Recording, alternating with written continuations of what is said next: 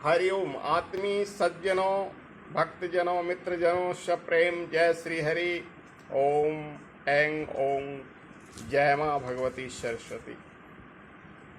तात स्वर्ग अपवर्ग सुखा धरे तुलाए के अंग तुलनता ही सकल सुखा जो सुख लव सतसंग। बाबा गोस्वामी तुलसीदास जी श्री रामचरितमानस पंचम सोपान सुंदर कांड में लिखते हैं, हे तात, स्वर्ग और अपवर्ग के सुखों में सबसे बड़ा स्वर्ग सत्संग का सुख है। स्वर्ग और अपवर्ग के सुख को तराजू के एक पलड़े पर रख दो और सत्संग का एक क्षण का सुख रख दो तो सबसे भारी सत्संग का सुख होगा। तो आइए शुरू करते हैं आज सत्संग की महिमा। संत और सत्संग का वर्णन सभी सदग्रंथों और संत वाणियों ने किया है। सत्संग का मतलब होता है सत्य का संग। जो सत्य पुरुष हैं, जो सत्य हैं, नारायण सत्य हैं, इसलिए नारायण को सत्य नारायण कहा गया। उनका ही संग करना चाहिए, संतों का संग करना चाहिए, सत्पुरुषों का संग करना चाहिए। मर्यादा पुरुषोत्तम भगवान श्री रामचंद्र जी की वाणी है, बड़े भाग पाए सत्संगा, यानी सत्संग बहुत भाग्यशाली मनुष्य को ही प्राप्त होता है।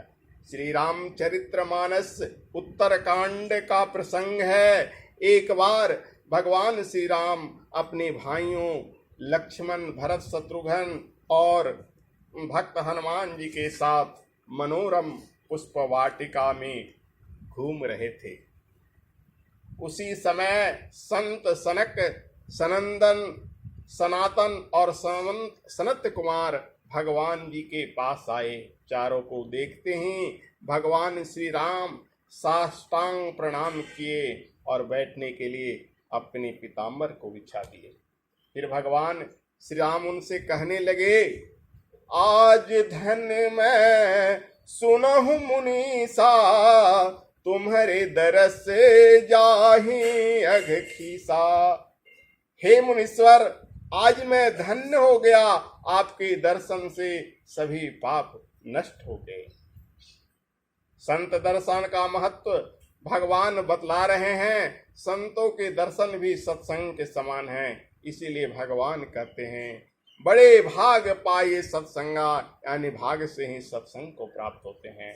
संतों के सत्संग से संसार का क्लेश यानी कष्ट दूर होता है। संतों के दर्शन से पाप का क्षय होता है। और कई उदाहरण हैं। संत दरस जिमी पातक टरई, यानी संत के दर्शन से बड़े बड़े पाप टर जाते हैं। गोस्वामी तुलसीदास जी विनय पत्रिका में लिखते हैं, जब द्रव दिन दयालु राघव साधु संगति पाइए, जेहि दरस परस संगमादिक पाप राशि नसाइए। संतों की महिमा का वर्णन भगवान शंकर भी करते हैं। गिरिजा यानी पार्वती जी से भगवान शंकर जी कहते हैं, गिरिजा संत समागम सम न लाभ कछुआन, बिनु हरि कृपा न होई जो गावहि वेद पुराण। अर्थात हे गिरिजा पार्वती, संतों का सत्संग हरि के कृपा से ही प्राप्त होता है, ऐसा हमारे वेद पुराण शास्त्र गाते हैं। उनकी महिमा का बखान साधारण जन क्या, ब्रह्मा विष्णु और महेश तथा कवि पंडित भी कहने में सचाते हैं। गोस्वामी तुलसीदास जी लिखते हैं, विधि हरि हरे कवि को विद्वानी, कहत साधु महिमा सकुचानी।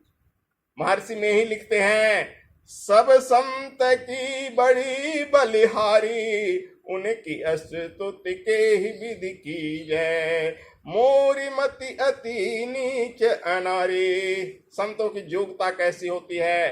बाबा गोस्वामी तुलसीदास जी लिखते हैं, अमित बोध अनिमित भोगी, सत सारे कवि को विद जोगी। संतों के ज्ञान का कोई अंदाजा नहीं कर सकते हैं उनको किसी सांसारिक पदार्थों की कोई इच्छा नहीं होती है। संसार में जीवन निर्वाह के लिए वे मित भोगी हैं। सत्य तो वे सार ही होते हैं, वे कवि होते हैं, सारे ज्ञान के पंडित होते हैं, वे महायोगी होते हैं। संतों को अलौकिक तीर्थराज भी कहा गया है, यहाँ तुरंत फल मिलता है। अकथ अलौकिक तीरथ राओ, दे सद फल प्रगट प्रभाव।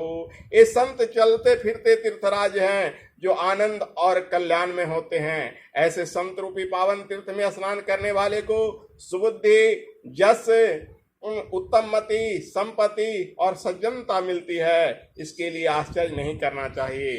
गोस्वामी बाबा तुलसीदास जी लिखते हैं, सुनि आचरज करे जन कोई, सतसंगति महिमा नहीं गोई। मति कीर्ति गति भूति भलाई, जब जेहि जतन जहाँ जेहि पाई।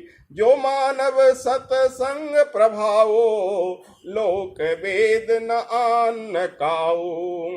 लोक कहूँ वेद न आन उपाऊ। संत रूपी तीर्थराज में राम भक्ति रूपी गंगा की धारा बहती है, ब्रह्म विचार रूपी सरस्वती की धारा और कर्तव्य कर्म और अकर्तव्य कर्म की वर्णन जमुना की धारा है। इन तीनों के संगम होने पर त्रिवेणी नहीं हुई। त्रिवेणी कब होती है? जब संत रूपी तीर्थ में भगवान विष्णु तथा भगवान शंकर की कथा आती है, तभी त्रिवेणी होती है, जो सुनने वाले को आनंद और कल्याण देने वाले होती है। इसको रामचरितमानस में बहुत अच्छी तरह से निरूपण किया गया है। राम भक्ति जहाँ सुर सरि धारा, सर सही ब्रह्म विचार प्रचारा। विधि निषेध में कलिमल हरणी, करम कथा रविनंदनी वर्णी।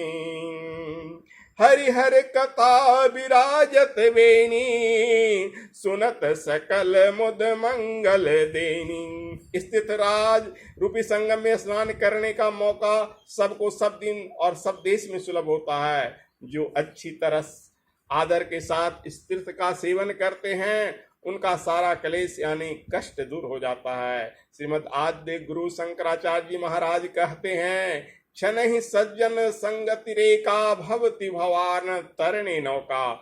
यहाँ बस क्षण भर की सत्संग का भाव ही भवसागर तरने में दृढ़तर नाव बन जाता है। साधु संतों का सत्संग मिलना साधारण बात नहीं है। सत्संग भगवान का निजंग है। गोस्वामी तुलसीदास जी भगवान से प्रार्थना करते हैं विनय पत्रिका में, देहि सत्संग निजे अंग श्रीरंग, भव भंग कारण शरण शोक हारी।